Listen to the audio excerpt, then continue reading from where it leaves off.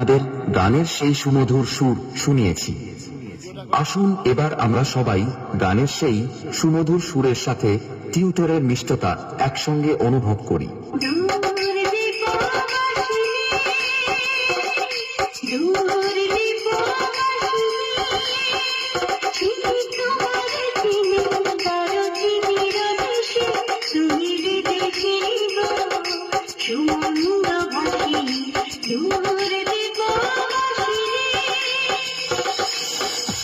এরপরে আমরা করব বেস টেস্টিং।